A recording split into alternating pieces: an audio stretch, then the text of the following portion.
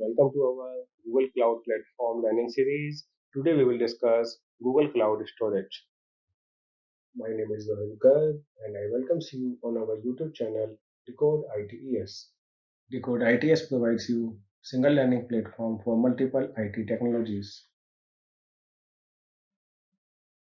Today's topics are what is storage services, cloud storage key features, cloud storage pricing component, and always free usage limit, storage class, storage bucket location, and demo. Google Storage is one of the commonly used service. You can refer our Google Cloud cheat sheet lesson for other commonly used services along with cheat sheet document. GCP provides data storage option for your files on cloud. These files can be your application files, backup files, or media files. GCP provides multiple storage services like cloud storage, persistent disk on Compute Engine in both variants, standard persistent disk and solid state persistent disk means SSD persistent disk, fully managed NFS network file share in file store and local SSD support. Today we will discuss about cloud storage, which we also known as bucket in Google Cloud. Cloud storage is storage over Google Cloud Platform. Cloud storage is global, unlimited, scalable, object oriented, and highly durable storage space. Unlimited storage with no minimum object size, worldwide accessibility, and worldwide storage locations, low latency, high durability, geo redundancy if data is stored in multi region or dual region, a uniform experience with cloud storage features, security tools, and key features of Google Cloud Storage. Object Lifecycle Management (OLM). OLM helps you to define the life of object, and based on that, data will be deleted or moved to cheaper storage. You can set this and automatically your data will be deleted and archived on basis of your configuration, and this is very useful for proper space management. Object versioning. Object versioning allows you to store multiple copies of objects when they are deleted or overwritten. Retention policies. You can set minimum retention duration for objects to stay on storage before deletion. This will be applicable for all objects available in cloud storage. Object holds. In step 3, if you set the retention policy and you want some of the objects to be excluded from them, you have the object hold.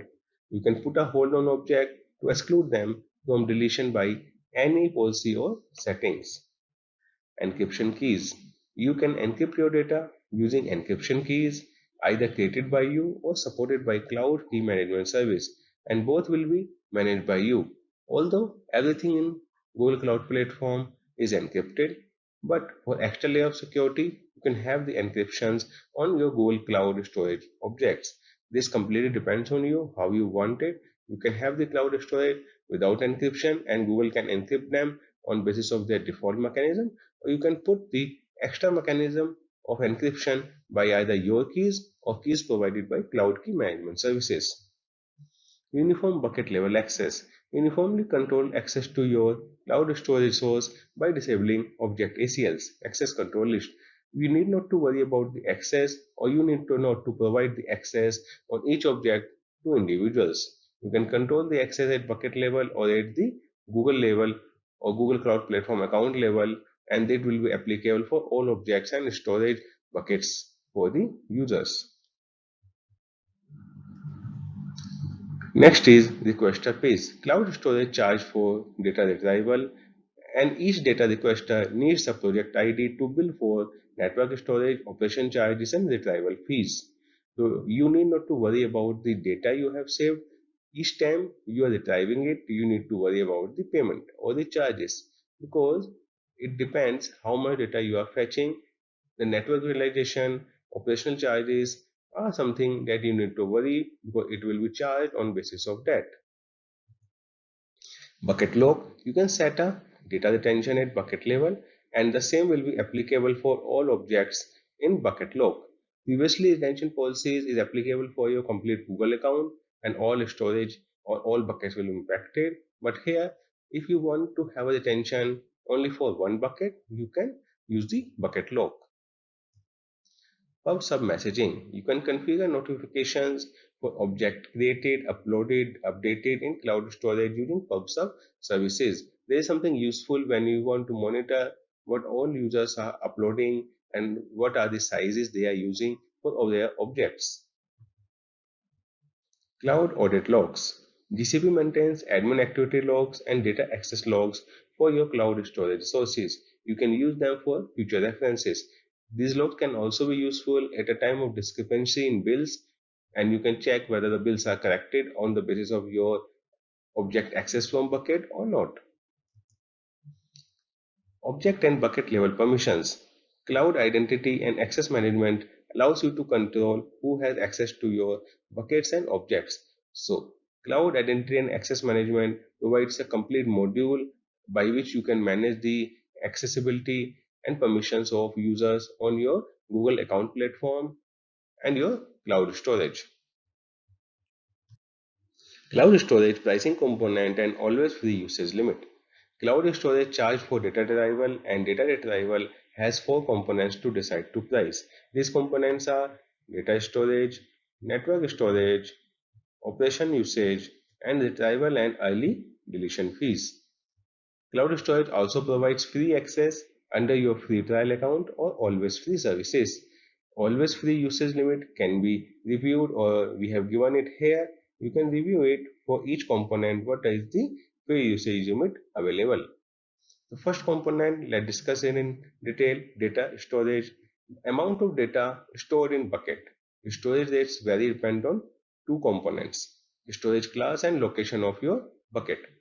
So whatever you are going to store is completely dependent on the location and storage class. Google provides you multiple type of storage classes, and you can choose particular class according to your need, and pricing is applicable according to that. Always free usage limit provides a standard storage class with 5 GB per month limit. Next is network usage. The amount of data read from or moved between your buckets. Either you have downloaded that data or you have moved data from one bucket to another bucket is considered under network usage.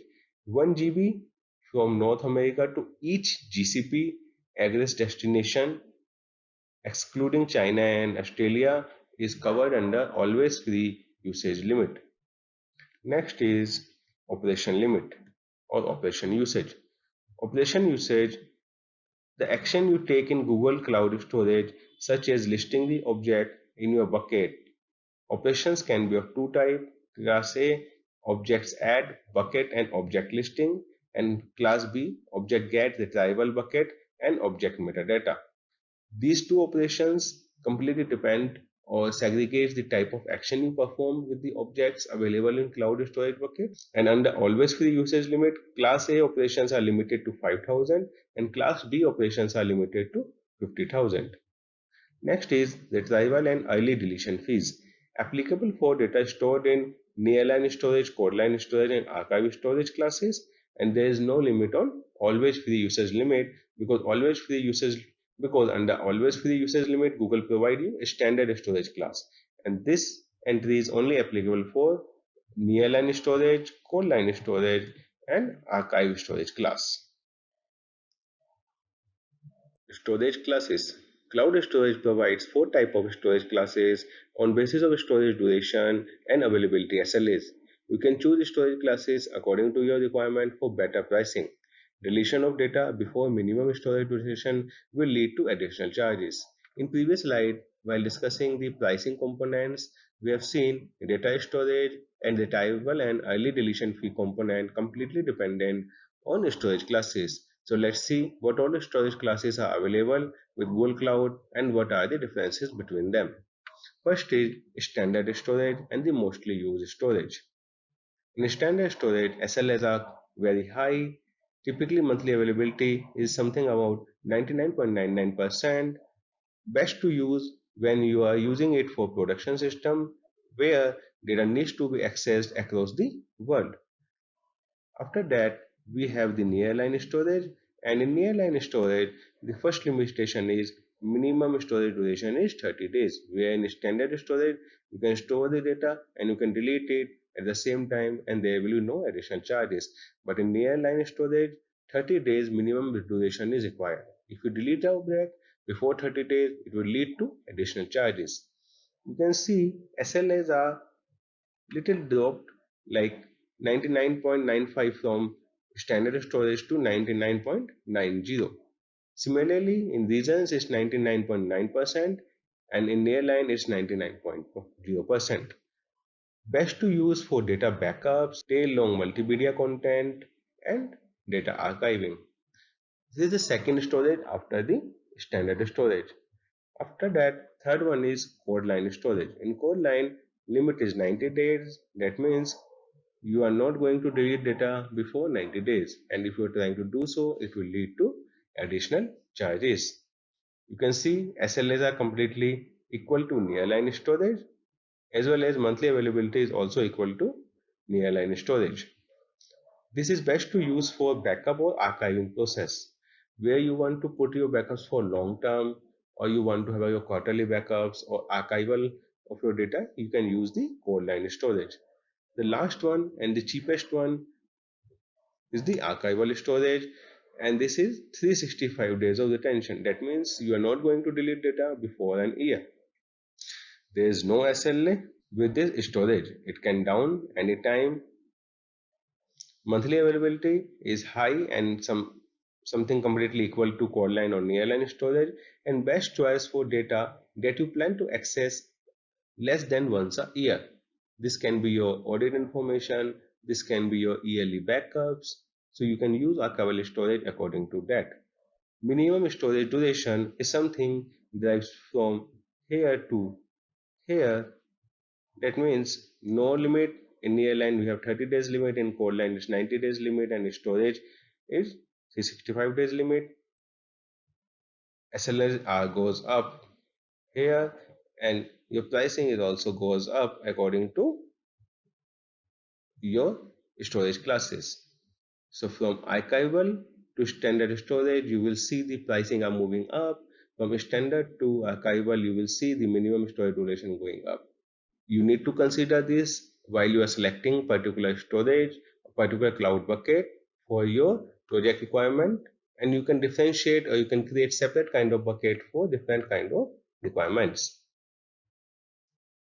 Storage bucket location. You specify a location for storing your object data when you create your bucket. There are different type of locations, and we see that in pricing component as well, data storage second part is storage location. So on basis of that, your pricing is also going to be changed. We have three type of storage locations: region, dual region and multi-region. In region, a region is specific geographic location such as London, and you can select any available region for your bucket.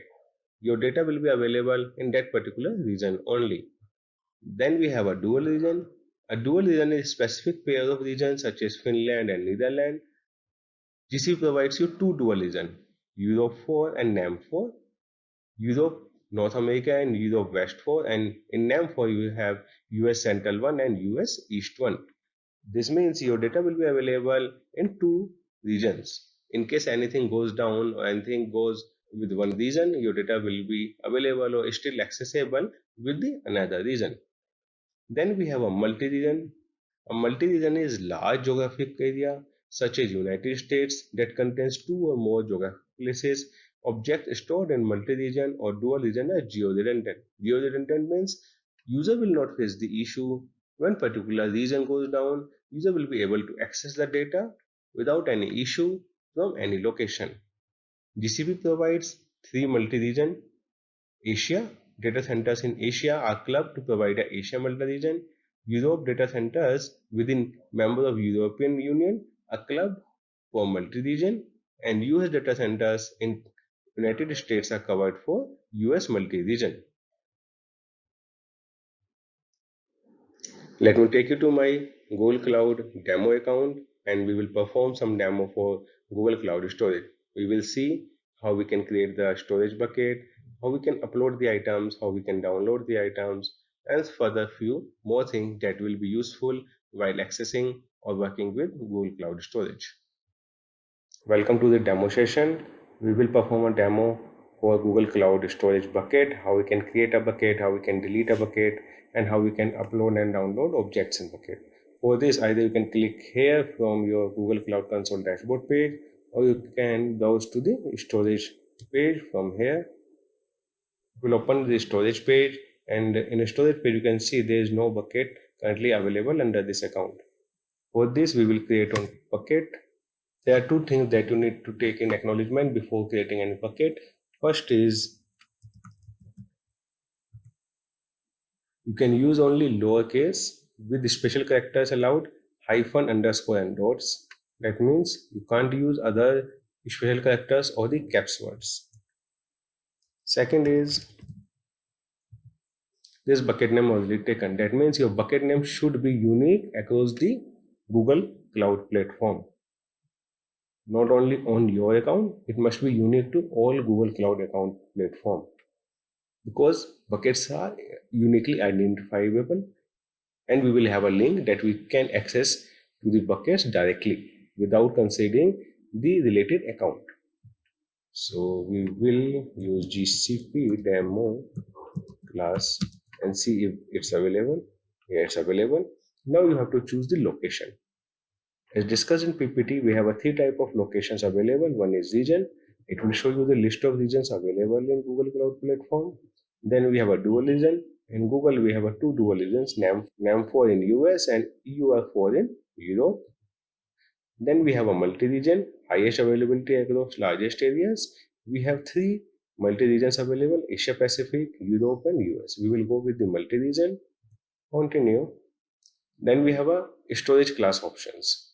As discussed, we have a four type of storage classes available in Google Cloud: standard, nearline, codeline, and archive. On basis of object or the data you want to store, you can choose the appropriate class. Choosing appropriate class will also gives you a financial benefit and helps you to plan your budget wisely.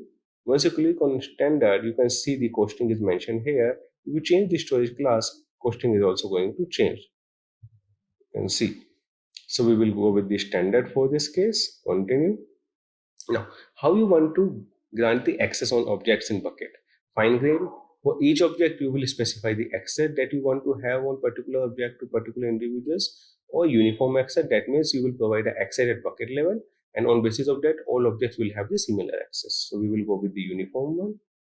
Now we have encryption options. In Google, everything is encrypted. Even Google claims that network transmission is also encrypted. You can rely on Google encryption, or you can use the customer managed encryption, and you can provide your own encryption keys. Currently, we do not have any encryption keys, so we will go with the Google managed keys. Next is retention policies.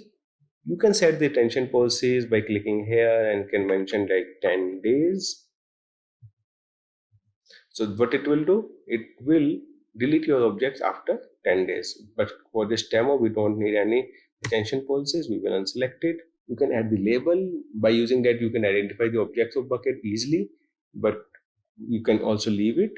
Once you click on create, it will create the bucket for you. So your bucket is created. You are in GCP demo class bucket.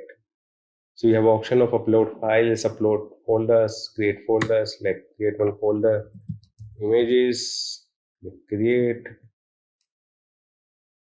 So you can click on image folder, you can go inside the image folder. Now you have again have the same options. You can create new folders inside this folder, and you can upload the files. Let's upload one file. We will upload this one. Upload started and upload completed. Upload is completed is showing the size of the file, type, storage class used, last modified, public access, encryption is Google managed key, there is no retention, hold is none. Also, you can click on it, and for the further options, like you can download the file, you can copy the file, you can move the file, you can rename the file.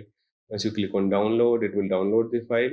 Like here, you can save it for your reference. Also, you can view the bucket properties from here. Configuration is showing that it's created here. It's a multi-region. Location is this. Storage class is standard. You can change the even storage class after the creation as well. So you can change storage class from here. You have the encryption key managed by Google. You can change the encryption key now if you have some keys available. Access control is uniform. Label is nothing. You can access the label. You can add the label now. You can add the label anytime you have or anytime you want that link URL. So as I mentioned that your bucket will be uniquely identified and you have a link to access your buckets uniquely. So this is the link URL. Once you paste it in your web browser, it will open the bucket directly without considering the account and other things.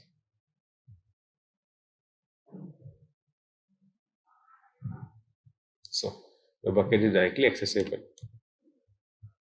And this is a link of GSUtil.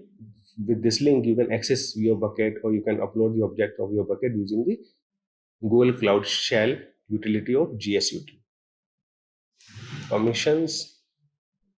In permission, you can see that you are currently using the uniform one. Currently, we have not set any retention. Even if you want to set a retention after creation of bucket, you can do it from here. This is a very special one because if you want your objects to be moved on lower storage classes for cost benefit after a certain period of time instead of deletion, you can use this. We'll click on the storage and we'll see if we can delete it. Yes, we can delete it. For delete, you need to write the demo class name or your bucket name. Click confirm and your bucket will be deleted. Friends, we have completed our Google Cloud Storage bucket demo in today's session, where we have seen how we can create a bucket, how we can delete a bucket, how we can upload, download the objects, how we can create folders in bucket, and how we can access our buckets using GSUtil, a part of Google Cloud SDK or Google Cloud Shell. I will request you to have a small demo on your local demo accounts because it's going to be very helpful when we move further in our Google Cloud Learning series. We have completed our today's lesson over Google Cloud Storage. For any questions, please leave comments on video or contact us. Thanks for watching. Do like, share and comment our videos and also subscribe to our channel.